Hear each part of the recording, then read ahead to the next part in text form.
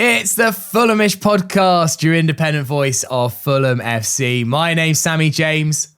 Welcome to the show. Fulham 2, Chelsea 1. Victory in the SW6 derby. Raul and Wilson with the strikes to get the crown of SW6 back over to the white side of the postcode. I am joined today by Dan Cooke. Hello.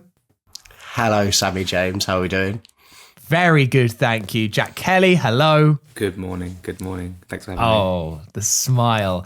And because it is the new Peter Ruztler derby, it's only right that we've got Peter Ruztler on to discuss the derby. Hello, Peter. Hello, Sammy. I've had a recall. How exciting. Well, Fulham Bournemouth. It requires Fulham to beat Chelsea to get the recall, but here we are. Yeah. Texted Peter at 10 o'clock last night. You're on. Yeah, Fulham Bournemouth used to be the Peter Ruztler derby. It's very much now Fulham Chelsea is the Peter Ruztler derby. And yes, Fulham victorious. It's going to be a fun pod today. Thank you all for joining me. We will look back. There was a lot to discuss, a lot to take in from the game last night. Before we get to it, though, some 3-word reviews courtesy of Mr. Daniel Cooke. Thank you very much, Sammy. Yeah, I mean, were they going to be anything other than brilliant after a night last night? Plenty of fantastic ones. We've got Jakob Krupa with Harry's lucky laces. If anyone heard about Harry Wilson's post-match interview, he says his run of form is all due to a change of one pair of laces, not even on both boots. I think it was just on one boot, which is wonderful. Do that. Keep doing that. Jack and Laws with West London Raltribution, which I like. There's a lot of references back to the travesties that happened in the other part of Fulham earlier on in the season. We had Matt Pollard with Wizard Avenges King, which I liked, quite a fantastical, sort of mythical type of 3-word review. Then we had some fun ones. We had Ian Glenn with Blue Flag Colonoscopy, which got a lot of love due to, I think there's quite a lot of Chelsea fans who would like that review as well, because Blueco are not flavour of the month over there.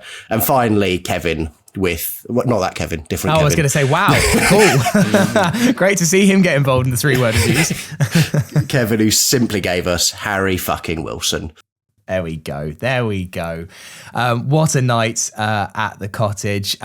Jack, I know you are in this eternal battle between professionalism as a journalist, but at the same time, you know, Fulham running through your blood and veins and every sinew of your body. So what was your post-match feeling? Because, and actually, you know, your counterpart, Joe Sansom, said that, you know, anyone that tries to tell you that wins over QPR and Brentford mean more than this one, they don't, do they? Like, and I have tried to maybe think in the past that the Brentford wins are special, and they are, but when Fulham beat Chelsea, it is pretty much peak Fulham, right? It is, and because it doesn't happen often. And the way we've done it in the last 3 times we've done it, including last night, very, very special. All 2-1 wins, all with winning goals, late drama and limbs. And it was brilliant. I mean, I managed to stay as professional as you possibly could last night.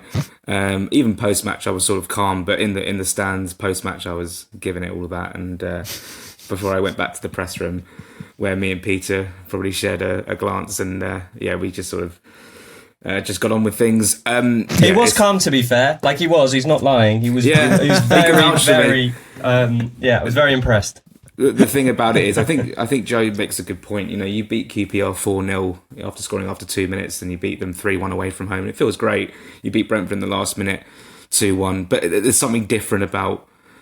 I've managed to not say the C word, and I'm going to continue it for the last 24 hours. So there's something different about them. They come in, they swagger in the stands, all arrogant with their brand new manager and their swanky £1 billion team. And moments in games in the Premier League are won by moments of quality, but moments of intelligence. And I think that the intelligence that Bernd Leno shows to play the ball long to Harry Wilson early on from that free kick was basically what changed the game. The way Harry Wilson got on the other side, the right side of Cucurella, and won the free kick. Was it a penalty? Probably not, because the contact starts outside the box, but then the red card happens and the whole game changes from there. It's Fulham's to lose in terms of they've got so much more space, they've got the man advantage, and we really did take advantage of that for large spells of the game, apart from a 5-10 minute spell where we dropped off a little bit. And yeah, so I just want to start off by saying massive credit to Burton Leno for seeing that pass, massive credit for Harry Wilson for winning the free kick, and Fulham flew from there, really. Yeah, and then Dan, from the press box of the Johnny Haynes over to the Hammersmith End, where both Fulham goals were scored, which always just makes it that little bit sweeter. Like, I loved the win in 2023 when Vinicius scored, but it was always that small, it was at the Putney end. So for both goals to be at the Hammersmith End last night, it was just a really magic evening. And what a 4 days this has been to be a Fulham fan, right? Like, okay, we didn't beat Liverpool, but there felt like an element of victory in the way that Harrison Reed scored that kind of goal of a lifetime. And then to follow that up a few days later, you thought Fulham might be knackered with their kind of paper-thin squad, but to go again, to win again, this has been one of my favourite Fulham times that I've remembered in a long time. And maybe this is Marco's best moment. And topping everything that he's done in this last month, he might just have eclipsed it all. It's amazing. And I think one of the things that is so wonderful is actually the atmosphere around the club probably 2 or 3 months ago, and the feeling within the back of the Hammersmith End. It was just so flat. And there was a real sense everyone was sort of turning up and going through the motions, we didn't massively want to be there. And then these past 2 games in particular, it's just been buzzing back there. The atmosphere has been brilliant. Everyone's just excited and wants to see us play football again. And I think that's ridiculous, given that I keep on going back to the fact that we've got about 12 or 13 players available at the moment, actually who have any chance of being in the starting 11. The fact that he's managed to grab probably his lowest moment as Fulham manager and flip it at probably the hardest period he's had in terms of his squad and give us this run of games is just incredible. And I agree with you, Sam. The fact that they were both at the Hammersmith End, but also looking back in hindsight, it's really nice that Chelsea scored. The fact that I would so rather win that 2-1 than 1-0 because we got that moment again. And that was so when that Wilson goal goes in, it was just carnage. It was brilliant. And after that, it just felt like we were going to cruise it. I don't know if at 1-0 it felt nervy, but at 2-1, I feel like Chelsea had shown all of they played all their cards. They'd gone to an extra defender when they got it to 1-1. They put an extra man at the back on, and it just they didn't have another gear to go to. And at that point, we could actually really enjoy that last 15 minutes, which was beautiful. Yeah. Peter, obviously, we know that you will have the neutral hat on for this podcast. And actually, that's fantastic because you can, be a bit more, two-sided on this whole affair. I felt confident going into this, though, as a Fulham fan. It felt like a decent time to be playing them, given that, obviously they were still technically without a manager for this game. I was personally quite delighted that Liam Rosenior, as we now have to call him, it's a little bit. I think it is Rosenior. It's Rosenior, yeah. They were talking about that last night. So Liam's, I think he said it's Rosenior. So So thank goodness. That's what we're doing. Oh my word, the mixed signals that I'm hearing from all sides on how I'm pleased because there's a little bit like habit of a lifetime to try and recorrect myself to not say Rosenior. Okay, cool. Liam Rosenior was in the stands. It felt like a good time to be playing them. Obviously, the red card has a big impact on the game, but saying that, I don't know why I was going into this confident because, you only have to look at the talent in that side and you shouldn't be. But it just felt like the two clubs were entering this match from very, very different places. Yeah, I can get that. I thought Chelsea would come into this game and would either take a point or would win it. I think the way they played at Manchester City, the fact that they changed coach and you normally have that sort of general positivity, but also... I was looking at this before the game and I put it in my report that, this has been quite a taxing period for Fulham and you guys have eloquently explained that based on availability of numbers. We still got the AFCON absentees and that's taking a spine out of the team, right? So there's that. I put this in my report, but Fulham have made 7 changes game to game from their previous 5 games, so covering that Christmas period. Chelsea have made 19 in that time. That's a massive difference, particularly when you consider the turnaround times. We're talking a couple of days. There's no real time for training in those moments. You're just recovery. You're relying on Harry Wilson and Raul Jimenez. I mean, we'll talk a bit more about them in a bit, but they're constantly having to churn out performances, and particularly Jimenez. At this stage of his career, I mean, it's phenomenal what he's doing. The levels that Marco Silva's getting out of him, the way he's linking the team together, is fantastic. So all of that said, I kind of thought Chelsea would turn up and perform. New coach, there's something to build on. I mean, there's a question about whether Ruztler should have been in the dugout. He didn't really have a training session. He went back to France to do a farewell press conference to explain why he was leaving. It's all very sensitive, given he's at Strasbourg and moving to Chelsea, the same ownership, which was quite commendable to do it. And then he came back, didn't really have a training session, just watched the training session, let Callum McFarlane, the under-21 coach, take it and then prepare the game. But then sits in the stands, and then they had the optics of sitting next to Bedad Eghbali, co-controlling owner of the club, and also the sporting directors, on a night that turned out quite poorly, with the Chelsea fans, as you mentioned, singing against the ownership. Like, it's not the best start. It doesn't help the mood music, so maybe in hindsight that probably wasn't the right thing to do. But I still thought we'd see more from Chelsea. But then we just got, I mean, if Ruztler wanted this is what your team you're inheriting looks like, then he got it, because on 20 minutes, the red card is brainless, really. It's really, really stupid. It's brilliant from Bernd Leno.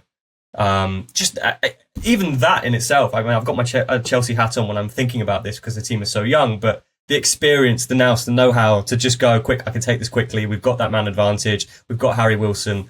Because, Leno doesn't do that all the time, but in this moment, he pulls out an unbelievable pass. Wilson's very clever. He's very, very quick. He's sharp with his movement. Cucurella is ridiculously stupid to pull him down. I disagree with Jack. I thought it was a penalty. Watching it back, I think because it continues into the box, I think it is a penalty. And I think if you're Fulham, given how frustrated people were around the club on Sunday about the Florian Wirtz goal, and the fact that I think that the disappointment is they feel that it's the picture that we're given is not actually the point where the ball is struck. And given what happened in the reverse fixture as well, I think that had the potential to have another Marco Silva. I think he did really well after the game, actually, because Jack was there, but he just sort of went, I can't talk about referees again. I just can't do it.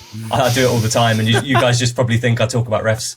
But I thought he had a point with this one. Obviously, the red card changes things. And then, from there, I think it sort of, from a Chelsea perspective, it snowballs in a negative way. They all know what the narrative's going to be. They got 3 yellows for dissent after that moment, which is extraordinary.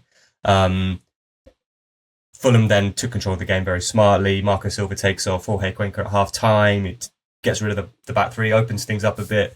From there, it felt like it was Fulham's game to win, and that they did, and that Fulham have done this in the last few games. Is it 4 wins from 6 now? I think. Yeah. All 4 by single goal margin as well. Mm-hmm. These are smart games, well managed games.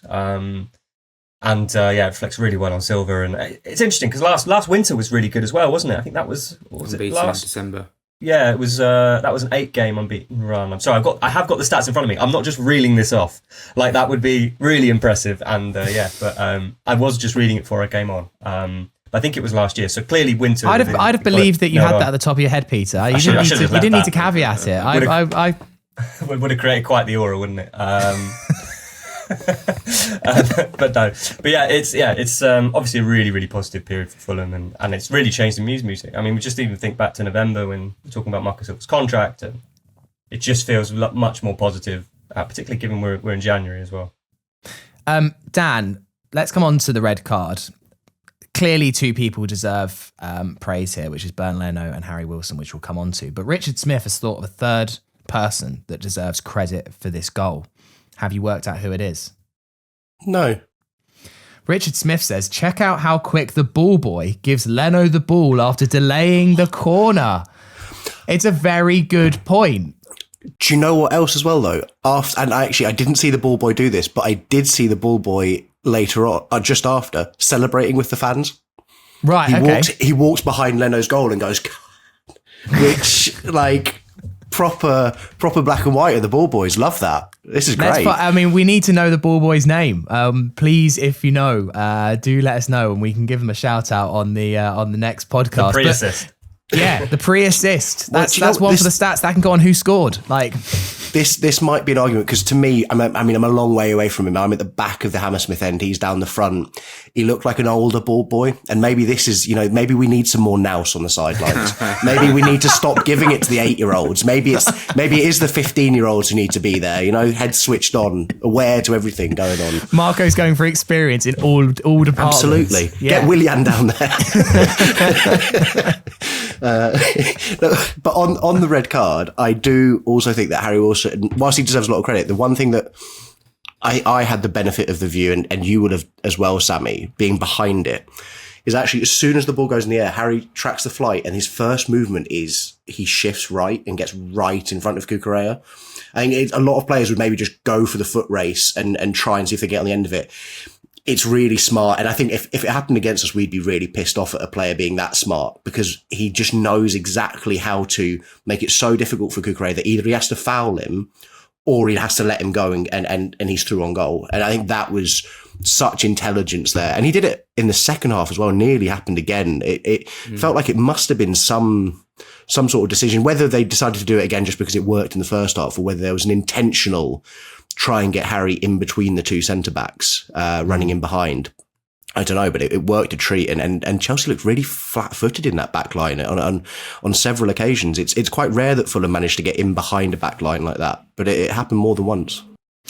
Yeah, I mean, it's interesting the point that Peter said that Marco is actually so worn down from talking about referees that he's just exasperated at this point. Jack, he's just like, just whatever. It's just he's worried about being typecast effectively. It's because it's dominated the narrative of most pre and post match press conferences because of the amount of sheer lunacy we've seen from referees this season towards Fulham. And to be fair, he then got the yellow card as well, so he doesn't want to further comment after the game to get himself a fine or in trouble. Is that Leeds that he's in the stands for? Someone told me it was Borough, but I'm not sure. Is it an FA competition? Therefore, if it's the FA Premier League, therefore the FA Cup, maybe it is. It goes to Borough. Be that as it may, we'll have to just deal with it. I mean, that's the thing. I mean, we go to the Craven Cottage 2 times in 4 days, 3 times in 7 days. It feels a bit like Groundhog Day. But then you're talking about the same things like refereeing decisions, like big thing on the Wirtz goal post-match after Liverpool. Massive 3-minute rant on the Wirtz goal pre-match for the other game last night. So he doesn't want to continue this narrative. He wants to talk about the fact that we're 6 games unbeaten. We want to talk about the fact that we've rose well up the table into the top half and that we're doing incredible things. We're in a European race now. He doesn't want to talk about referees all the time. And I don't think any of the Fulham fans want to talk about it. But it just keeps coming up in games. Even the goal, I'm sure we'll just get onto right before half-time, where Raul Jimenez is offside. Was it 5 centimetres? Is it 6 centimetres? I don't know. It's just the whole thing's stupid. Obviously, Raul is offside. And to be fair, when the goal went in, when Wilson scored, by the way, what a finish. I did sort of go, I think Raul's just come from an offside position. It does look like that's happened. So I was fairly muted in my celebrations, and then obviously the goal was disallowed. But just to hark back to Harry Wilson, I spoke about the intelligence of Bernd Leno, but even in the build-up to the winning goal, Harry Wilson's intelligence, like the pass to Smith Rowe and then to get back on the ball to score the touch and to finish, he is incredible. I mean, his form right now is as good of, when Mitrovic was banging in goals in the Championship, he's a goal scorer. In terms of assists and goals that Harry Wilson's producing right now, it's maybe not on that sort of goal scoring level, but in terms of the intelligence and the way he's changing games. I said it after the game that Raul Jimenez and Wilson basically, as a duo, have transformed Fulham season over the Christmas period, over the festive period into 2026. They have been incredible, and Raul Jimenez, for where he's come from at Wolves, the injury, to come into Fulham. I just want to make one more point as well. You go all the way back to the Palace game, which was about a month ago, and even the Newcastle game. I remember sitting in the press room afterwards and reading some of the comments on Twitter. People were saying, do we even want Marco Silva to sign a new contract? And look how the narrative's changed now. When the chips are down at Fulham, we seem to always get back onto our feet. And the thing is, never doubt Marco Silva, because this in this turbulent time where we've had at times 7 key players out, he's getting the best out of it. This is, for me, the strongest Marco Silva period we've had under his tenure, because we've had so many players, AFCON, injured, and he's still churning out results by these goal margins and getting the best out of 34-year-olds, Raul Jimenez and Harry Wilson, who is on the form of his life. It makes me almost want to cry how good it is. It's fantastic. To say it was emotionally put there, Jack. I do like Jack's right in terms of just Jimenez and Wilson. Like it does feel very much, and I think he referenced this because he gave a long answer about talking about Harry Wilson's form and speaking to him pre-season, and just how it feels like it's very much Wilson and Mitrovic again. You know, that first season, Marco Silva's playing style doesn't really change, does it? It's, you know, he has his front man and the players that play off it, but it's working those connections. And he's clearly looked at this and gone, right, Muniz is out, let's use Jimenez. The way Jimenez drops deep to link play, we saw that for the goal that was ruled out. And even this setup, just moving Wilson centrally, which I think is a conversation we've had for years about where we can get the best out of Harry Wilson. I think it was, I can't remember if he was asked, I'm getting confused maybe, but if he was asked about his position after the game, and it did feel like, you know, maybe he could have gone inside a bit earlier, but I just think it's a run of games that's really helped Wilson. But just getting the best out of these players, getting the best out of the tools at his disposal, which he's done consistently over 5 years, and it's a mark of a good coach. You know, fundamentally a good coach is what you praise, you know, Oliver Glasner for and everyone else in the league, but Marco Silva's up there. You know, Emery gets this kind of praise, but considering the resources that Marco's been working with and relative to the rest of the league, it's hugely impressive. And Wilson's just so delighted that he's finding this form. You know, he burst onto the scene at Liverpool with so much expectation. You know, makes his Wales debut at 16. There's always a sense that he could do it. And moving to Fulham, stepping away from Liverpool permanently, it was supposed to be that move, and it's taken time. The first season was good. He's had his injuries. He's been in and out of the team. I mean, even bringing in Chukwueze, who I think prefers playing on the right, is kind of a sign. It's like, we're just not sure it's going to happen. He nearly joins Leeds on deadline day in the summer. But then he gets the run of games. He gets that momentum, gets that form. And now it's just about nurturing that confidence. And what we've seen before, and I'm thinking back to the Championship, is that what Silva's good at is nurturing that confidence and just keeping the spark alive, keeping it going, so that you just get these runs that just go on and on. It's about, prodding a fire to keep the fire burning. And Silva seems to be quite good at that. And we're seeing that with Wilson. Yeah, and also like the connection, Dan, I think, between Wilson and Jimenez is really important. You see it from time to time, right? You just get combinations of players who just have kind of telepathic understanding of each other, and Jimenez really seems to get Wilson. And, you know, obviously the pass at Liverpool, I think, demonstrated this clearly, but there was quite a few moments last night where even if the pass didn't quite come off because it was intercepted, they're just on the same wavelength. And I do think, like, yes, Wilson deserves individual praise, but I think that Raul is actually bringing some of the best out of Wilson right now, because they just seem to be, you know, teleconnected almost. Yeah, I think it's, as you say, it's partially down to Harry and his consistent willingness to make runs. Like, he is always, if you're watching it, like, there are periods in games where Fulham sometimes go flat. The one player who never stops trying to get into a pocket of space, trying to get in behind, is Harry Wilson. He's always on the move. And sometimes that'll be, you know, a run outside his fullback, just trying to create some space. But there were times last night where he was popping up on the left flank, making a diagonal run, just trying to unsettle things. And I think that's brilliant. And then you pair it with Raul's experience and he's got this desire. I think now he's like, previously, he was such a fox in the box finisher. His whole game was really built around being in the right place and bagging goals. And it seems like he takes a lot of enjoyment now of being that facilitator up top instead. Like, maybe he understands that that's not his role anymore in this team. And he takes a lot of joy about dropping into those little spaces, balls around the corner, little flicks. And sometimes the flicks don't come off. And it can be frustrating. Like, I think he got a bit of stick against Liverpool for giving the ball away. But I think that we're seeing so consistently the ability to take 3 or 4 men out of contention completely in our build-up phase, because Raul will just shift one round the corner to Wilson, and it alleviates all pressure. It creates space. and we create opportunities. And I think that experience of Raul is really important. I think he's learnt how to stop being the man who's on the end of opportunities and actually be the person who's really starting those opportunities and being happy to maybe be the pre-assister as opposed to the man on the end of it. Yeah. But still, Jack, I mean, with the first goal, that is prime Raul Jimenez, right? There is still a little bit of the finisher left, but I do, for what it's worth, Dan, I think you're 100% right. But it's nice occasionally when we do see some vintage Raul. I mean, lovely cross from Berger, but Raul's got a lot to do there to actually to use the power of the cross and to get it so accurately into the corner. It's just magnificent, Jack. It's Mitrovic-esque. It's classic centre forward play. You think of the last few games where Raul hits the post at Selhurst Park with a downward header. He scores a header against West Ham. He scores a header last night.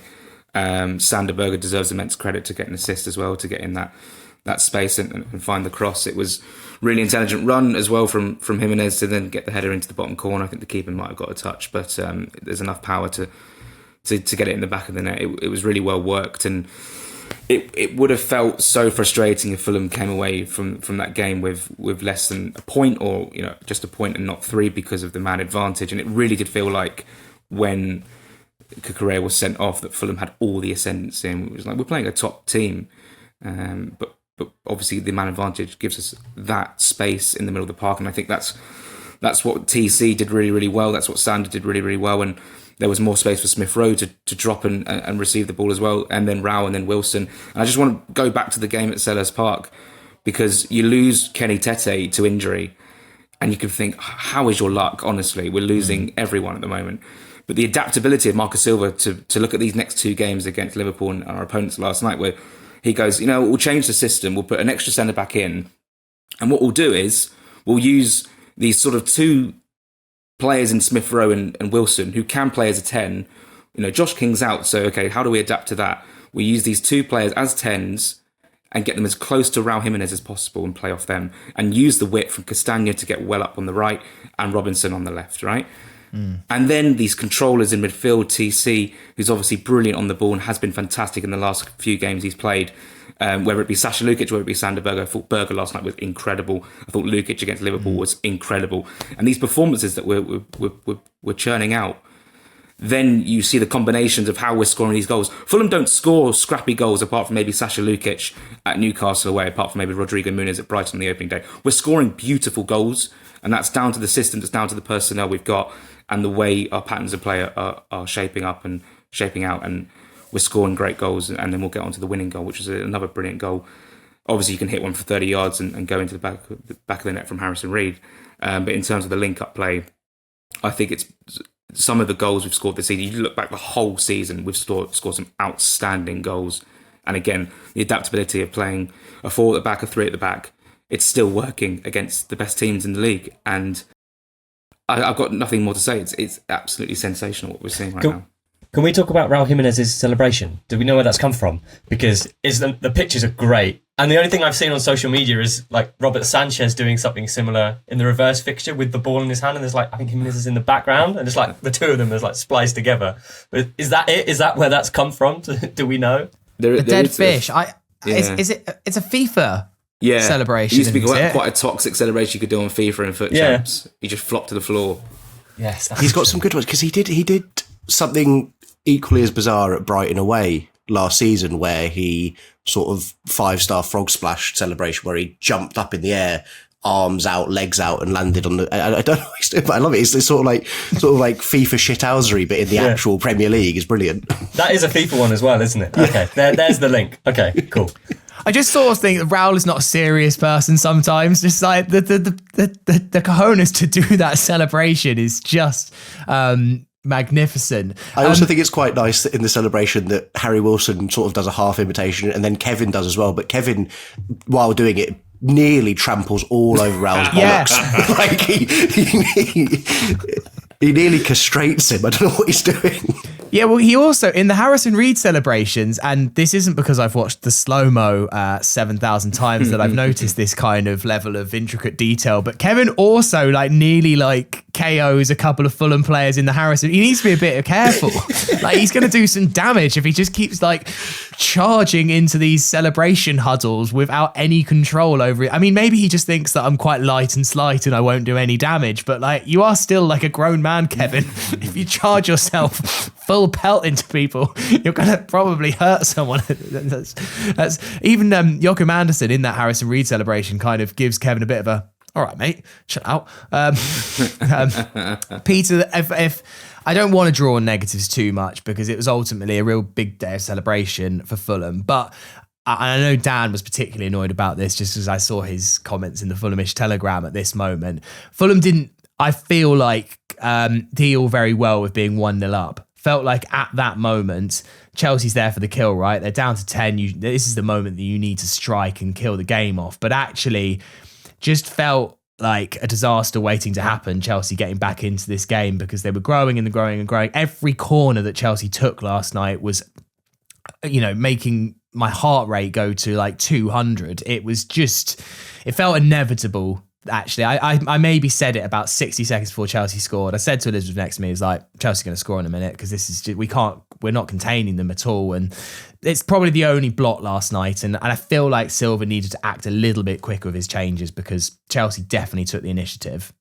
I've got another stat and I'm pulling this one out off the top of my head, but I don't think it applies to last night, but I remember it because I wrote it after the Liverpool game. No team has conceded more goals in the 15 minutes after half-time in the Premier League than Fulham. And we saw that exact pattern again last night. You're right, I just think they just showed too much respect. Once they took the lead, because they had such good momentum, as Jack was explaining, just sat off a little bit, allowed Chelsea to build. And if you allow Chelsea to build, no matter if they're a man down, you've got players like Cole Palmer, got Pedro Neto one side. Delap's looked a bit better in the last couple of games. You're going to concede chances. You're right, they didn't deal with corners at all all evening. I mean, the first 20 minutes, I thought Chelsea were the better team. They were quite sharp. They were trying to create more spaces. They were working out how to deal with Fulham's shape, which was a bit of a challenge. But their chances came from corners, and all four of them were it was clearly deliberate, just dropped onto Bernd Leno. And I think that's probably one of the weaker areas of Bernd's game is dealing with those area balls when there are bodies around him. They hit the crossbar, didn't they? Andre Santos shoulder into the bar, should really score. And it's the same type of corner. I mean, Chelsea are very good at corners. I mean, it would be more of a discussion point if they weren't so ridiculously inconsistent and have to be criticised for other things. But corners they've really improved on. And we saw that with the goal. I think it's Robinson who gets the flick on. I think it's another in-swinger. It's difficult to deal with. It's so hard when you get the deliveries right like that. It is difficult to deal with. Obviously, it hits the post. A bit of fortune falls to Delap who sticks it away. I mean, if we say it's criticism of, I mean, it's an area to work on. But I don't know if that's also in conjunction with the fact that Fulham aren't making loads of changes generally. Yes, there's half time and you have that break, but Fulham play with quite a high intensity. The Premier League is intense anyway. You're going to lose a bit of that impetus as we get into the second half, and then it's probably not a coincidence that Fulham then lift themselves once the subs are made, right? So it's an area to work on, but I think the way they responded, the fact that we've seen quite consistently with Marco Silva, not just this season but last season, getting subs right and using them effectively, I think that's massive, and that's what wins you games. It's being able to react like that. I think that was an element of Chelsea had Callum McFarlane in the dugout, and he's an under-21s coach, and when you coach the under-21s, it's much more of a developmental focus. You're looking at a bigger picture. You're not necessarily reacting to stuff in games. It's all about the analysis afterwards, about where players can improve and whatever. That's the jump, isn't it, when you're now a Premier League coach and reacting to what you're seeing on the field. I wouldn't say that Chelsea reacted terribly, but it just that's an advantage, and Marco Silva made that work for him. Yeah, I think my frustration, Sammy, was just because we have a weird This is like, I think I would say it's the third time we've had this scenario against a top 6 club. So if I go back to Manchester City away, what was it, 3 years ago, Liverpool away last season, and then this game where we've had a man advantage. We get ourselves into a point in the game where we're either ahead or we've got a result that we're happy with. And then there's a difficulty there of trying to find the balance of like, what's the right thing to do. And I think that's where Fulham, we've had it a few times this season. I don't know if it's the players being apprehensive, or if I don't know if it's Marco telling them to ease off, but we don't know whether to stick or twist when we've got an extra player, but we're ahead in the game, but we're playing a team who are better than us. We end up in a weird space where we actually show them a little bit too much respect. I thought Chelsea had too much of the ball for that little sort of 15-minute period, and it did need a change. I think it felt like TC I thought he was really good, but there was a moment in the build up to that goal where he just gets breezed past, and it's because he's just at zero. Like he's played, what was it? He's played 120 minutes over 3 days, and it's to be expected. I don't blame him at all, but that's probably, you can spot that a little bit earlier and say, right, Sasha, on you go. And I think we just try and wrestle control back. But as Peter says, after that, from that moment when it goes to 1-1, Fulham just brought it back again, and they realised, actually, no, we do need to win this game, and we're going to assert ourselves on Chelsea. And that final 25 minutes was really good. Yeah, Jack. There's obviously the period where they have a lot of corners and the subs are ready to come on. And I felt as if, there's always a cliche or superstition, you don't bring on a sub when you're defending a corner.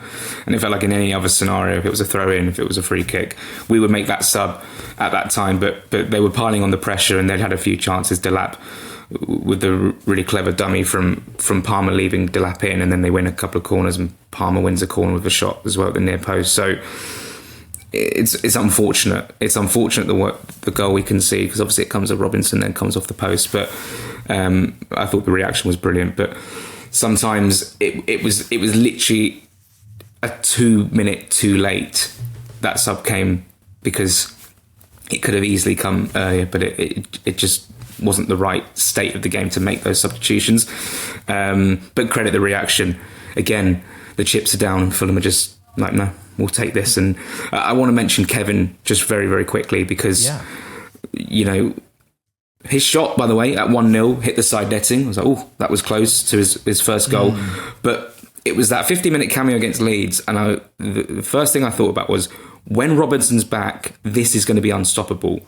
And actually, it hasn't really worked out with Robinson and Kevin so far. But Sessegnon and Kevin, goodness me. That was a brilliant, brilliant cameo from Sessegnon. The link up with Kevin was brilliant. And down that left-hand side, they were a real threat. And that was really, really pleasing to see. I think Kevin's getting better and better. And like I say, a goal will come. And when it does come, I think he's going to fly. Him with Chukwueze on the other side when they come back, Iwobi in midfield. We might... I mean, Arsenal are far ahead, but we could have maybe won the league if they were if all three were here for the whole season. Like, we're that good. Oh, you're doing so well, Jack. You're doing so well. Yeah, credibility at 0 now. I was like, is he going to say that? Yeah, he just said it. He teed it up like a serve in tennis. I didn't want to say it, but... Is he going to go for it? Yeah, he's gone for the ace. Yeah. Fulham winning the league. Dan. Yeah, I just wanted to jump on what Jack was saying about that. The Fulham are winning the league. We're winning the league. Yeah. We're winning it all. Down that left flank, that Sessegnon-Kevin combination, I think was a large factor as to how Fulham ended up winning this game. It didn't cause the goal, but I think it really unsettled Chelsea. And I think it was the ability that you get with Sessegnon to go either side. Like he overlaps and he underlaps, and it gives you a two ways of hurting them. And I thought Kevin fed off that brilliantly. I think there have been times this season where it's felt like sort of we had, I don't know, Kevin from Grand Designs, but we've like last night really was like Kevin from Brazil. Like it was flair. It was getting at a man. It was going round on the outside. He beat his man a few occasions and just stood him up, created difficult opportunities.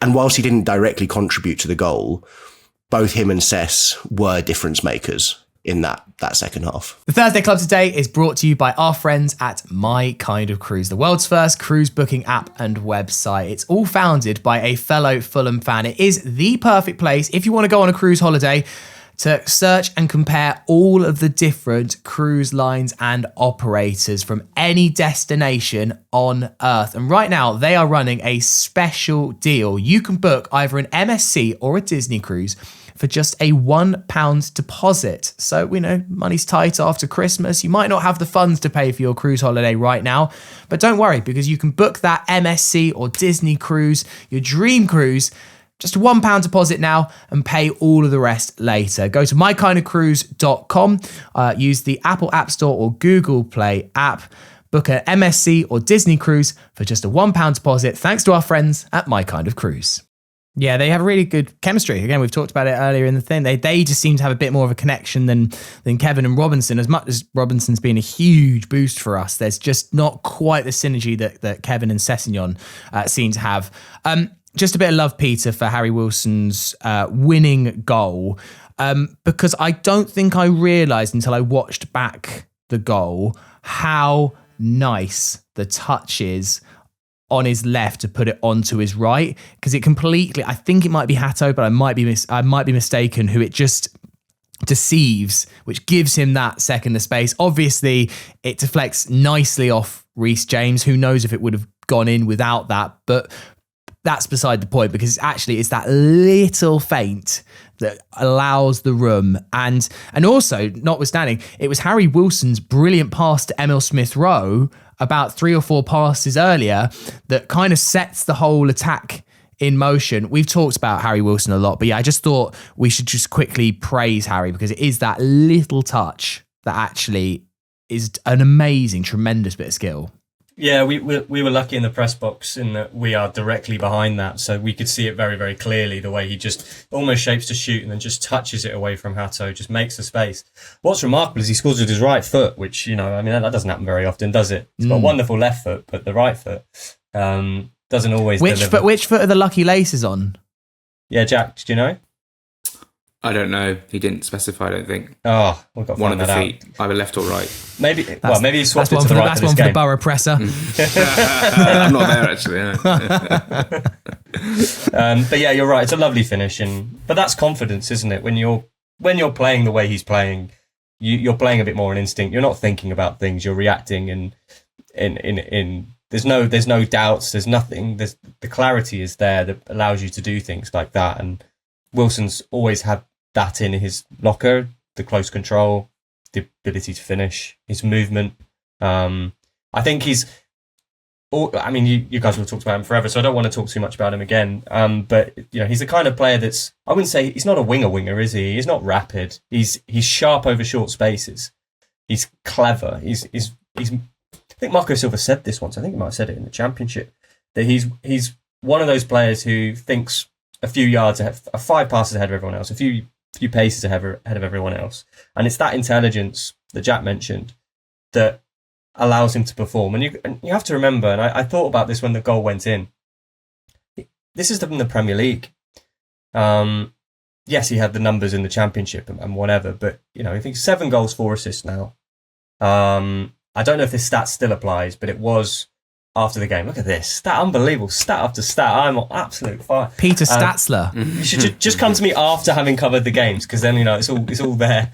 Only Haaland's had more goal involvement since November. I wonder if Thiago might have, because he scored twice, didn't he, yesterday? So maybe he's come close again. But anyway, before the game, it was certainly the case that only Haaland had more goal involvement since the start of November. That's the level we're talking about here. And I know that for Wales, he's always delivered, particularly in this post-Gareth Bale era. He's really stepped up. And that's hard. You know, like no one's going to be Gareth Bale. No one's going to fill those boots. But if people are saying, you know what, I need to take on that, we want him to take on that responsibility. He's been wearing the armband at times for his country too. He's delivering in those moments. And I mean, that shows it's the mark of a top player. And we are finally seeing that. And, you know, I think it benefits Wales, it obviously benefits Fulham, and it's just really great to see. One of the points we made on Jack and Joe show last season was we were angry, we were frustrated, we were the reason, not one of the reasons, but one of the margins as to why we didn't get into Europe was because we lacked a goal scoring winger. You look at Visser and Buemo last season, Jared Bowen, etc., players like that. And we were like, Fulham just don't have that. We don't have enough goals from the wide areas. We're relying on the striker, we're relying on the 10, we're relying on the wingers, etc. Not wingers, we're relying on the fullbacks to put balls into the box, etc. Now we have that with Harry Wilson. And goals have come from the right-hand side. The goals have come from the sort of central position as well in the last couple of games. And that's really pleasing to see. And I think that has elevated us to the next level.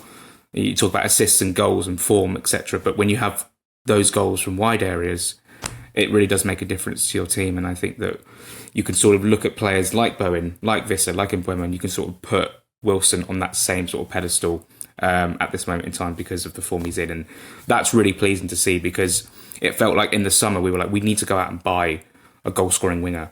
Actually, we already have one. We just need to let him blossom. And hopefully Chukwueze can add to that. Iwobi obviously scores goals from central, from left-hand side as well. So if Kevin can start scoring some goals, I'm renewing the passport and getting ready for what could be a really fun next 9 months or so. I really enjoyed how Marco Silva described Harry Wilson's run of form at the moment on Match of the Day, which I know the saying that he's going for, but he ends up just saying everything he touches, he makes something happen, which, like, he was close to everything he touches turns to goals. But, you know, it was like, I think he got lost halfway through. But it's true. Like, I think Danny Murphy said it on Match of the Day as well, like, the offside goal, as soon as it landed at his feet, I knew he was going to bury it. It's just you get that feeling when a player's just on a run, where the fact that we are appropriately playing to these strengths, I think, is important as well. Like, sensing the moment. Like, we've done it over the years. Obviously, we focused a load of play down the left. You know, we know that Robinson's a strength, but I think the fact that you jump on these moments that players are in, and you're like, right, Harry Wilson's on fire. How can we just elevate him as much as possible? How can we get him into as many situations as possible? Because we know if he gets 2 or 3 chances in a game, he'll ultimately end up scoring at least one of them, and we give ourselves the best chance of winning. And I think that's brilliant coaching. It's a lot of the game has been set up to how can we get Harry to influence it as much as possible, and that's brilliant. Yeah, and building on from Jack renewing his passports, Dan. Well, Fulham are in 9th, but like, if you look at the position in the table, it's really starting to look healthy. The run that we've put together, I said to Elizabeth, and we agreed with each other on this last night on the quick take, that you have to be looking up now. I think when you've got 31 points and it's the 8th of January, I think that I said I don't think you're tempting fate to suggest that I don't think we need to be looking at West Ham anymore. Where can this Fulham team go? Because I can't help but get a little bit excited and try not to get ahead of myself. But I said to myself before last night's game, I was like, if you beat Chelsea, then surely with the fixtures coming around, you actually should start to get a little bit excited. Look, of course there are going to be defeats in there. We're not going to win every game between now and the end of the season. But if you think that Fulham are doing this with one hand tied behind our back in terms of squad availability, like, what could we achieve when it gets into February, March, April, when players start returning? You assume, of course there could be more injuries in that time, but you'd like to imagine players will come back. This is a huge opportunity for Fulham now. And just like last season, there are big clubs faltering again. The big clubs, there are going to be some who don't end up in Europe again, because it's just how it's happening now, is that the smaller, more unfashionable clubs are once again punching above their weight. Yeah, look, I don't know, Sammy. I really hope, and I agree with you, it feels like the way that this season is going, this should have been our worst period. Like just based on the players we have available, injuries, all of that, we should have really struggled through this period. So the fact that you then look ahead, and obviously we've got to play again on Saturday, which isn't ideal, and it would be great if we could rotate. I don't see how we can rotate. We don't have any other players. But then from there, like, you then get a week until Leeds, and we just settle back into a bit more of a steady cadence with players coming back. Suddenly the end of AFCON doesn't feel that far away. Like, I remember being in Newcastle for the Carabao Cup quarter-final and hearing the date of the AFCON final and thinking like it will never get there. Like that date's never coming. It's years away. And suddenly it's actually not that far off. And as you hit a knockout competition, who knows how far Nigeria will go? Like we'll see. But we should go from strength to strength. Players coming back. I'm just hoping that we don't see a burnout this season, because actually players are going to be coming back, having not played a huge amount of football, being able to build themselves back into this squad. And there should be a healthy amount of competition as well. Calvin Bassey, when he comes back, I think he's going to have to prove himself to get back in the side. He's going to have to show something that he is better than Jorge Cuenca, and arguably Issa Diop as well, because I thought Issa Diop, the past 2 games, fantastic. So I think there's a really healthy opportunity here to bring back quality players who we know are difference makers and really kick on. It's going to be tough. There are going to be bumps, and I don't know how far this Fulham team can go. But I think given where we were and the atmosphere around the club, it's brilliant that we are where we are, and we're 3 points off 4th. I mean, it's ridiculous. I feel it's important to deliver some kind of I was going to say reality check, but just tapering on the basis that every season in the Premier League from March, and it's so frustrating for Fulham, we've seen it tail off. That's the big thing. Can there be that sustained momentum? And in fairness, in previous seasons, it's often tied to the cup sort of disappointment, right? Whether it's going out the Carabao Cup semi-final or FA Cup quarter-final. Once those moments go, there's always that sort of link, I always felt. Yeah. So if there's a way that Silva can just keep this going and to end the season, Dan did say this, if they can end the season with that kind of momentum, then it could, because I feel like we've had this, maybe it's deja vu, I don't know, but I feel like huge deja vu. Yeah.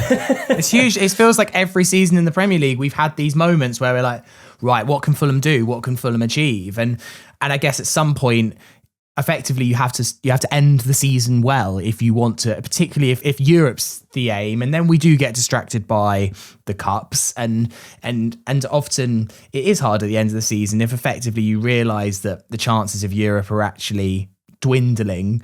It always has every single season ended a bit limply. Like last season was better, and we got our record points total, but still wasn't what we hoped for.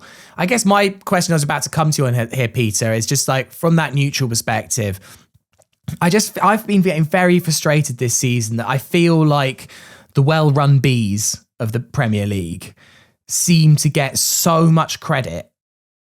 And, obviously we know that Brentford are doing amazingly, and like some of the results they've been picking out, I don't know how, I don't know how they've managed to replace Mbeumo and Visser and seemingly upgraded. Like, how are they doing it? But at the same time, it never feels like Fulham are in that well-run mid-table club conversation. And maybe though you can, temper it with actually there's reasons why they get the praise and Fulham don't. But I do find it, maddening that why we're never seem to be on all of these panel shows. It's always, the likes of Brentford, the likes of Bournemouth, the likes of Brighton, and it's never the likes of Fulham. And I just don't really understand. I think you might see a little change, particularly considering how much Bournemouth are struggling now. And, that's a consequence of how much when you have a model, which the clubs in Fulham are in that bracket, the sort of the middle class bracket, Brighton, Brentford, Bournemouth, that when you sell so many players, it can hurt you. It can catch up with you. It's really hard to do. I think it should be more of a narrative. It won't get the same traction as any of the big six issues, blah, blah, blah. But particularly when we think about the squad cost rules, there's a reason that all of those clubs would have voted against squad cost rules for next season, because it's going to be difficult. It's tied to revenue. It means it's more focused on sales. I think to go just to your point, I suppose with Brentford, it is because of what they lost in the summer. I think that's why this season it probably feels more acute. Brentford lost everything, basically, including the head coach. I mean, they're fifth. Are they fifth at the moment? Yeah. Which is extraordinary, really. I've seen Brentford a couple of times. I don't know how... I mean, Thiago's form has been exceptional. I know there's a lot of penalties in there. I don't know how... it surprised me because they've got similar characteristics to what they were like under Frank. it just felt quite, I was going to say set piece reliant, but that's the order of the day, isn't it, I suppose. But anyway, so they're obviously doing very well, that considered. Bournemouth had the same sort of reflections in the early part of the season when they also sold their entire defence. They're now selling Semenyo as well. But now it's tapered off a bit. Brighton have gone completely under the radar entirely. I have not seen anyone talk about Brighton whatsoever, and I actually think, in a way, that's not good for Rutzler because they have spent quite a bit of money. So in the last couple of years, and yes, Believe has been linked with other clubs and being the next cab off the rank, but it's not the same at the moment momentum around that squad.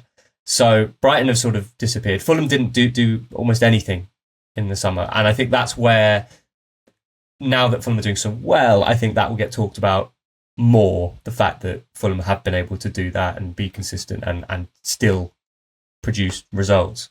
But yeah, that's me trying to explain a long-term persistent issue that I know that listeners will be saying, yeah, but this always happens. Nobody talks about Fulham. I know, I cover the club. I understand.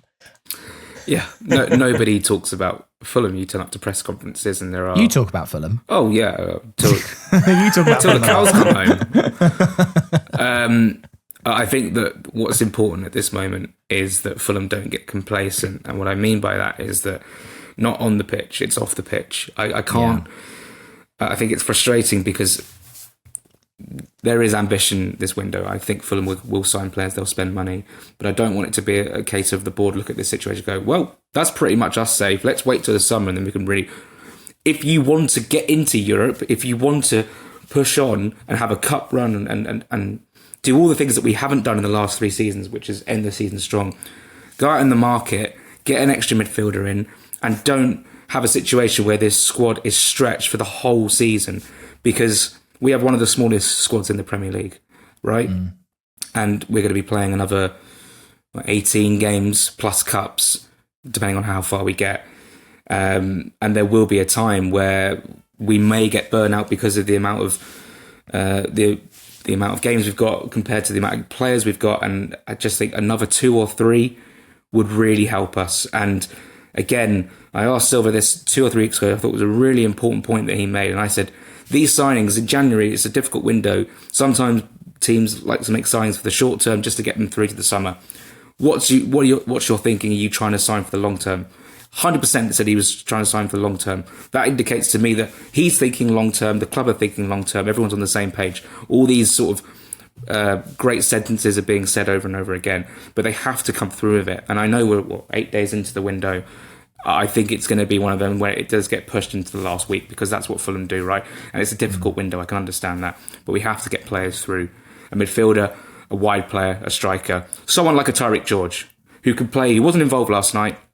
I don't know if he's injured. I think Peter would probably know better than I do. I don't pay attention to that mob anyway. So he could play on the left, he could play on the right, play down the middle. Was the perfect player to bring in the summer. But if you'd have rather kept Harry Wilson and not got George, that would have been my preferred choice, and it happened. And obviously we're seeing what's happened now. But Fulham are putting money down on the table for Arthur Atta from Udinese. There was interest in a couple of midfielders. One of them's been squashed yesterday by Sam from the Standard. So we'll see. I really like the idea of signing Gabriel Sara. I think that is a really intelligent signing, and we saw what he did at Norwich. It was absolutely unbelievable. And him going to Galatasaray and having that European experience, bring him into the Premier League, I think he'd flourish.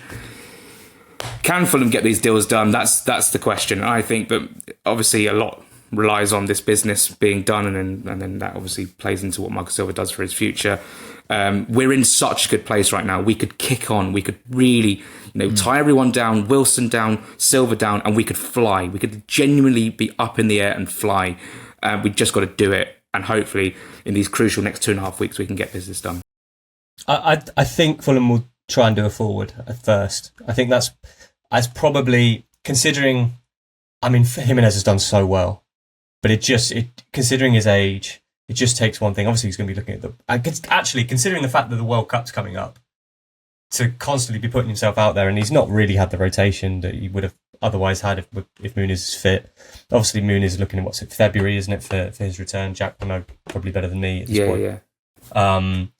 I think looking at that as a longer term thing, trying to get someone in that position would be really important, and I think they will. I think we've seen it, right? We've seen that the bids have gone in, Jack said. So they're trying to be proactive in a notoriously tricky window. It wouldn't surprise me if it goes down to the last day, because that's when everything starts moving sometimes. But I think Jack's right. There's an element of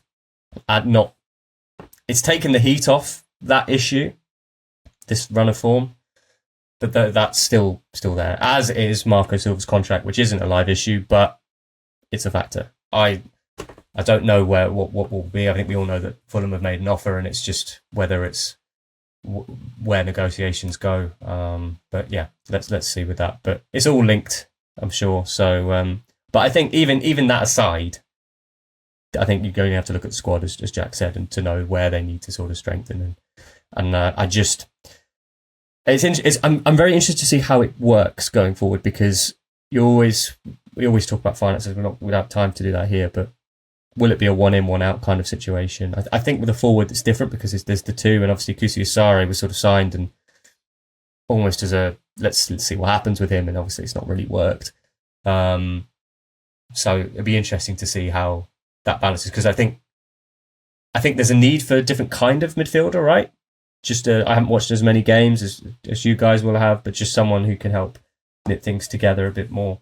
But you've also got to think about King, and you've also got to think about, talking about Harrison Reed. I asked Silva after the game about Reed and just said, he hasn't played. Like, is he going to be looking to go? And, Silva's reaction was, no, we cannot lose anybody, which was understandable. But if you're Harrison Reed, you think about playing, and if you get another midfielder in, then you've got to think about the other way too. So, interesting month anyway.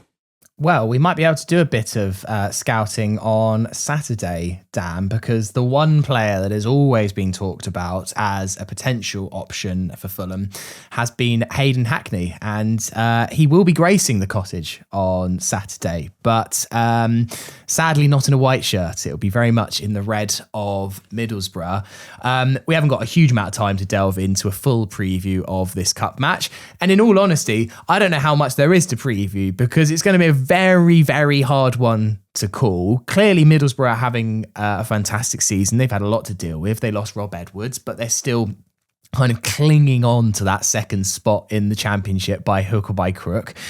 Clearly, a cup run is not what Borough you would have thought would be targeting at all, right? If you offered any Borough fan would go out in the third round, and I remember what it was like when we were in the Championship, just things like FA Cup third rounds against Premier League teams, just let them win. It's like we've got the Championship next week, and we're chasing promotion, and we're not going to win the cup, so there's no point massively going for it. But at the same time, no football team worth their soul ever goes into a match willing to throw it away, and you're always kind of keen to, impress people and just, give your fans a good day out. And there will be a lot of Borough fans that travel down for this one. So how do Fulham approach it, really? Because, in the Carabao Cup, particularly in the first couple of rounds, we were able to make full team rotations. That feels like a privilege that we had that we didn't realise. I genuinely don't... you'd have thought Lecomte... maybe a Sessegnon at left back, just because he's working his way back into the team. Maybe it's Harrison Reed, surely. I'm struggling to think of who else we can play. Would he do Cucurella? I don't see it. Just do it. Just let him. I guess it depends how you're looking at this, because obviously we do want a cup run, right? I think all of us here, we do want... Yeah. Crystal Palace showed last season it's a winnable competition. The fixture build-up now is such that it's quite hard for the biggest teams in the league to give the FA Cup probably the attention it deserves, and therefore you get little opportunities where you close the gap between those best teams in the country and yourselves. But also, we're sat here talking about how far can we go in the league, what can we do this season, and it becomes a really tricky balance, because if you don't rotate, I imagine injury risk is high in this squad right now. There'll be a lot of players whose muscles are really stretched and in danger. But then you've got a week off until Leeds, so I really don't know what Marco does here. I think there are easier ones in there, as you say. I think Harrison Reed comes in. I think that's a fairly simple one. Lecomte probably will start, but again, how worried are you about fixture build-up for a goalkeeper on Leno? I don't know. Probably nowhere near as much as outfield players. Adama Traore presumably will start, and as will Kevin. So like you've got little bits and pieces here where players who haven't started the past couple of games will get an opportunity to start.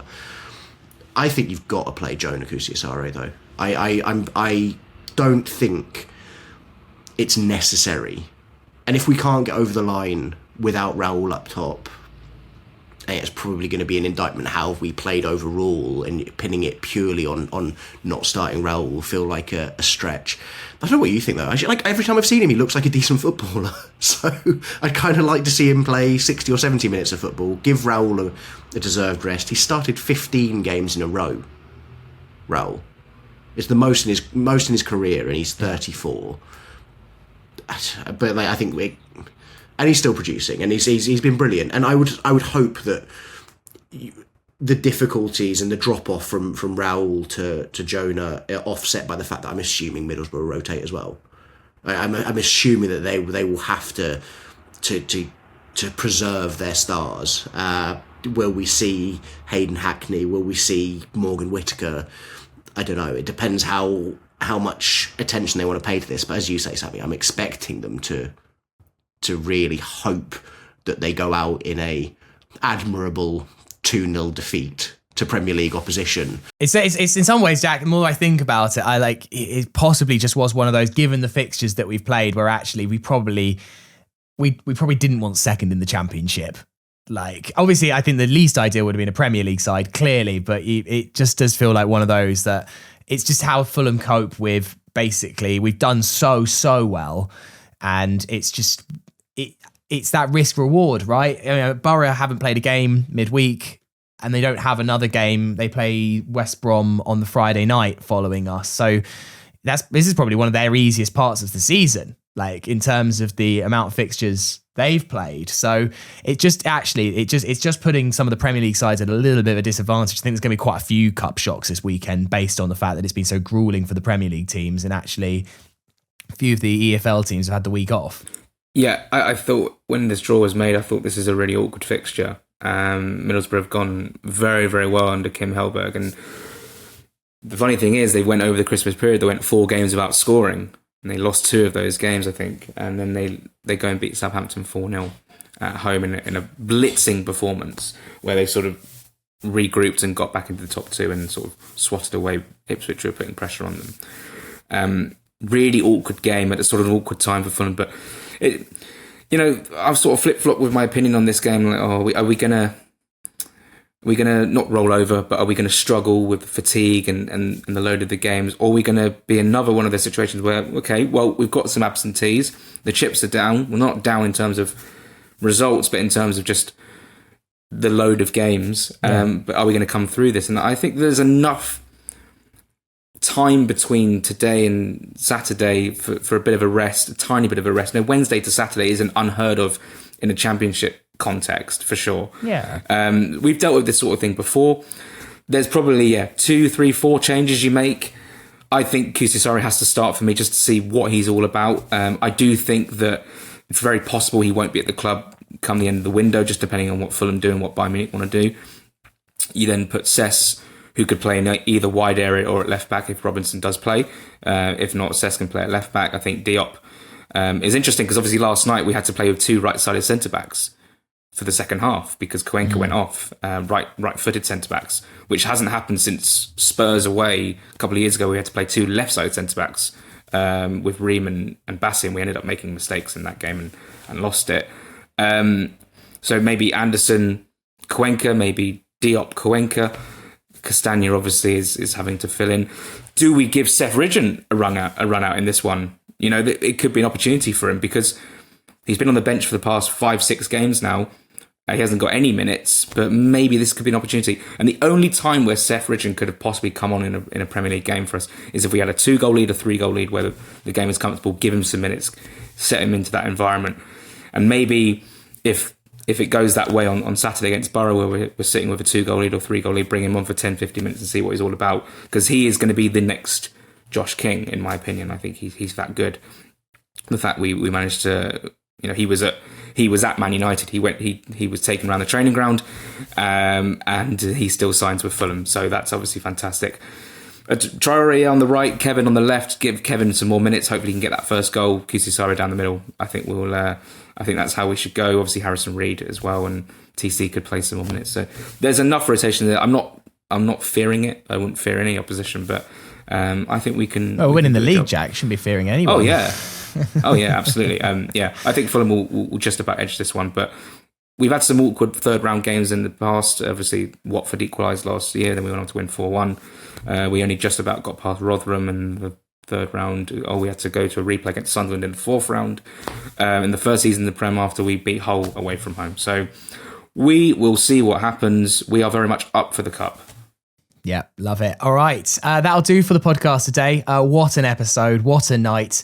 Hope you enjoyed listening and watching. Before we finish, Dan, title, thoughts? As much as I would love to give it to Ian, I think if we name the podcast Blue Flag Colonoscopy, people might think that Fulhamish has gone down a weird route. So I'm going to give him the honorary title, but I will given what we've spoken about it at length in this podcast, I'm going to give it to friend of the pod, Jakob Krupa, Harry's Lucky Laces. Very nice. All right. Thank you again, for getting involved in this episode. A wonderful hour or so reminiscing over what was a fantastic night, and one that no doubt we will talk about for years to come. Dan, thank you. Thank you so much, Sammy. Absolute pleasure. Jack Kelly, thank you. Thank you. About to go live and do it all over again. Lovely stuff. Peter Ruztler, thank you. No, thank you, Sammy. Lovely to be back. All right. Have a wonderful weekend. Hopefully we can do the business against Borough in the Cup. Loads of reaction on the Fulhamish website. Please do subscribe to fulhamish.co.uk and support the pod. Next week, loads of different episodes. Obviously, reaction to Borough, Jack and Joe show. No doubt delving into some of the latest transfer rumours, and then the Thursday Club once again this time next week. Have a great weekend, you Whites.